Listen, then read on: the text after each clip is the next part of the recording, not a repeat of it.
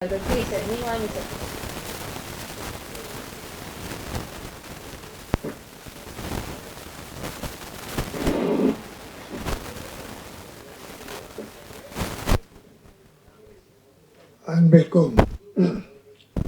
மரியாதைக்குரிய பட தயாரிப்பாளர் அருமை தம்பி சீனிவாச குரு அவர்களே, படத்தை இயக்கியுள்ள தம்பி முத்து அவர்களே, படத்தை வாழ்த்த வந்திருக்கிற வெற்றி பட இயக்குநராக விளங்கிய உதயகுமார் அவர்களே, பேரரசு அவர்களே, மற்ற நந்தகோபால் அவர்களே, உளமாற தயாரிப்பாளரை, இயக்குனரை, நடிகர்களை வாழ்த்த வந்திருக்கிற நல்லவர்களே, உங்கள் அத்தனை பேருக்கும் என் மனம் நிறைந்த வாழ்த்துக்களை தெரிவித்துக் கொள்கிறேன். செவிக்கு உணவு இல்லாத போது சிறிது வயிற்றுக்கும் இயப்படும். ஆனால் இங்கே வயிற்றுக்கு பிரியாணி விருந்து கொடுத்த பிறகு செவிக்கு சில செய்திகளை சொல்லி வாழ்த்த இங்கே விழாவை நடத்தியிருக்கிறார்கள். பல பேர் மகிழ்ச்சியோடு ஆனந்தத்தோடு படத்தை வாழ்த்தி கொண்டிருக்கிறார்கள். சிக்லட் என்ற இந்த படம் ட்ரெய்லர் பார்த்தோம்.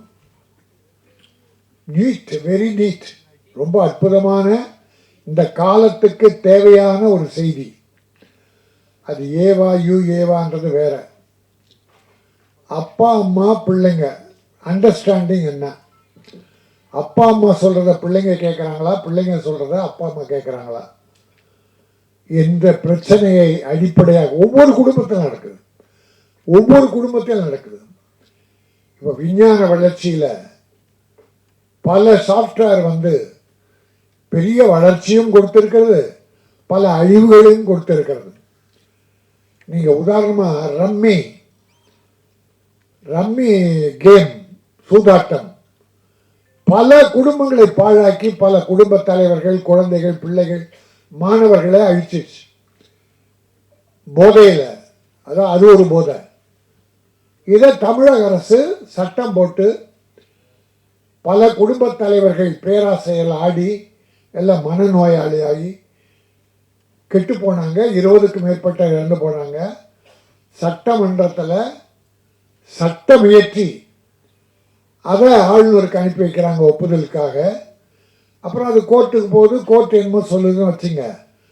ஆனால் அந்த ஆளுநர் இந்த கேம்பிளிங் நடத்துகிற அந்த முதலாளியோடு பேசுகிறார், தனியாக கூட்டம் போட்டு பேசுகிறாராம். அது எந்த வகையில் நியாயம்? குடும்பத்தை கெடுக்கிற இது. மற்ற அரசியலுக்கெல்லாம் நம்ம தயாராக இல்லை. அது இப்படி சில நடக்குது. ஒரு ஜட்ஜு ஒரு தீர்ப்பு கொடுத்துருக்கார், சுப்ரீம் கோர்ட் ஜட்ஜ்.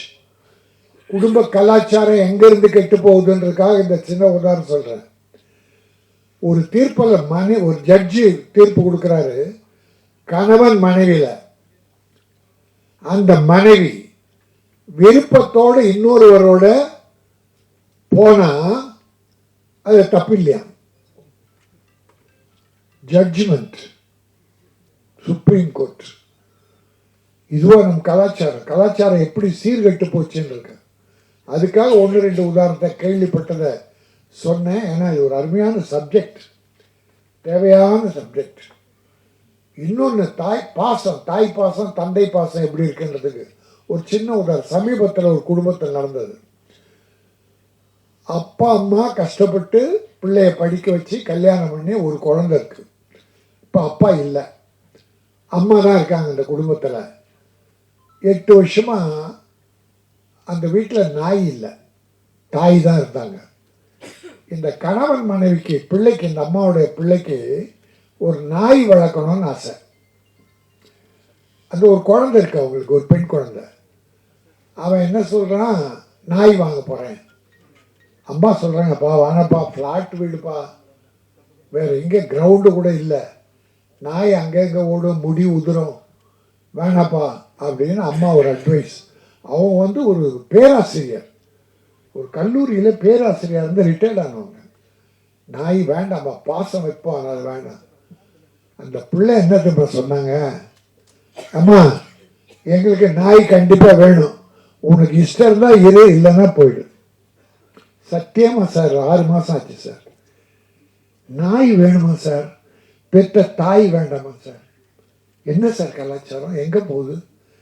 அதுக்கேற்ற மாதிரி நம்ம ஃப்ளாட் வீடு வந்து புள்ள ஒரு ரூமில், மனைவி கணவன் ஒரு ரூமில், பொண்ணு ஒரு ரூமில், எல்லாரும் எப்பாவது ஒரு தடவை தான் ஹாலில் இருப்பாங்க. பிள்ளைக்கு ஒரு ஃபோன் வருது, செல்ஃபோனு, அம்மாவுக்கு ஒன்று, அப்பாவுக்கு ஒன்று, பையனுக்கு ஒன்று வருது. 4 பேரும் ஃபோன் எடுத்துக்கிட்டு ஒருத்தன் மாடிக்கு போகிறான், ஒருத்தன் வராண்டா போகிறான், ஒருத்தன் தெருவுக்கு போகிறான், அம்மா சமையல் கட்டில் போகிறாங்க. அண்டர்ஸ்டாண்டிங் இல்லை, என்ன பேசுகிறான்னு யாருக்குமே தெரியல. இப்பெல்லாம் முன்ன அப்பா அம்மா மாப்பிள்ளை பார்த்து பொண்ணு கல்யாணம் வச்சு நிறைய நடந்தது, நல்ல பண்பாடு. ஆனால் இப்போ அப்பா அம்மா பொண்ணுக்கு மாப்பிள்ளை பார்க்குறாங்க, திடீர்னு இந்த பொண்ணு ஒரு மாப்பிள்ளையை கூப்பிட்டு வந்து, அப்பா இவர் தான் என் புருஷன், கல்யாணம் முடிச்சுட்டு வந்து நிற்கிறான் சார் அப்பா அம்மா முன்னால. ஏன்னா நம்ம எல்லாம் ஃபேமிலிஸாக இருக்கோம். அதுக்காக ஒரு சின்ன வருத்தத்தை பகிர்ந்துக்கிட்டேன். இந்த கதை ஒரு அற்புதமான மேட்ரை குடும்பங்களுக்கு சொல்கிற ஒரு அற்புதமான விஷயம். அதை முத்து என் தம்பி பிரமாதமாக பண்ணியிருக்கீங்க தம்பி, நல்லா பண்ணியிருக்கீங்க. சீனிவாச குரு ப்ரொடியூசர் இந்த படத்தை துணிச்சலாக எடுத்திருக்காரு. அதில் கூட அவர் வேற ஒரு படம் ட்ரை பண்ணாராம். இந்த கதையை பொண்ணுக்கிட்ட சொல்ல அந்த பொண்ணு அப்பா இதான் எடுக்கணும்னு சொல்லிச்சான். அதனால இந்த படம் வெற்றி பெறும். ஏன்னா இந்த காலத்து பிள்ளை எப்படி வாழணும் குடும்பத்தோடுன்ற விரும்பி தான் இதை மக்களுக்கு சொல்லணும்னு அது அப்பாவுக்கே இந்த படத்தை எடுங்கன்னு சொல்லி. அது அப்பா பொண்ணு பேச்சு கேட்டான் பார், குரு நீ வாழ்க, அப்பா வாழ்க, அம்மா வாழ்க, பிள்ளைகள் வாழ்க.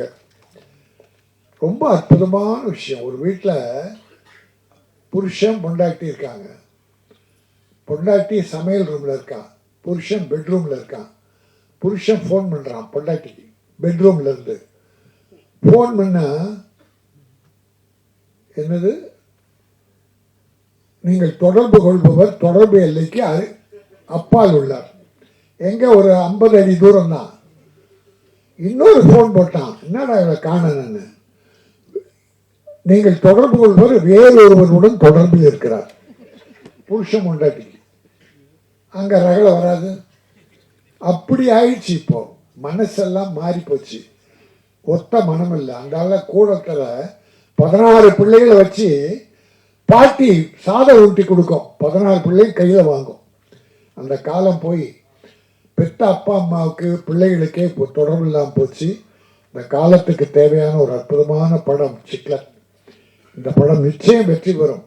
ஏன்னா இப்போ சின்ன படங்கள் சில வெற்றி பெறும், ஜனங்கள் ஏற்றுக்கிறாங்க, பார்க்குறாங்க. டாடா, குட் நைட், இருகப்பற்று, போர் தொழில், இப்படி இன்னும் ஒரு 10 படம் இருக்குது இந்த வருஷத்தில் வெற்றி பெற்ற படங்கள். அதில் இன்னொன்று, இந்த ஹீரோவை பண்ண தம்பி அப்போ ஏதோ ஒரு 50 படம் ஹீரோவை நடித்த மாதிரி ஒரே ஷாட்டில் அவ்வளோ பெரிய டைலாக்கை பிரமாதமாக பண்ணியிருக்கான். அது டைரக்டருடைய திறமை, அந்த தம்பியோடைய திறமை. அவர் தெலுங்காக இருந்தாலும் சரி, தமிழாக இருந்தாலும் சரி, தெலுங்கும் எங்கள் சகோதரர்கள் தான். தமிழ் மீது நன்றி உள்ள வரை தெலுங்கு நாங்கள் வரவேற்போம். தமிழர்கள் மீது நன்றி உள்ளவர். ஏன்னா இப்போ நம்ம ஹீரோக்களும் மற்றவங்களும் அங்கே போகிறாங்க, அங்கே இருக்கணும் இங்கே வர்றாங்க, அது தப்பே இல்லை. ஆனால் இன்னும் க்ளோஸ் பண்ண என்ன க்ளோஸ் பண்ணோன்னா அதுதான் தப்பு. ஆக இன்றைக்கு ஒரு அற்புதமான விழா. இந்த ஆடியோ ஃபங்க்ஷனில் கலந்துக்கிட்டோம். நல்ல ட்ரெய்லர் பார்த்தோம். ஒரு பானை சோத்தில் ஒரு சோறு எடுத்து அப்படி நசுக்கி பார்த்தா பானை சோறு வெந்துதான் வரட்டும். ஆனால் நான் ரசிக்கு பார்த்ததை வாயில் போட்டு ருசித்து பார்த்தேன். அந்த சாதம் பிரமாதமாக வெந்திருந்தது. இந்த சிக்லெட் அற்புதமாக வேகத்தோடு அற்புதமாக பண்ண படம் மிகப்பெரிய வெற்றி பெறும். சீனிவாச குரு ஒரு நல்ல ப்ரொடியூசர் வருவார், முத்து மிகச்சிறந்த இயக்குனராக வருவார். உங்களுடைய அன்பும் ஆசியும் அவர்கள் வேண்டும். நன்றி, வணக்கம்.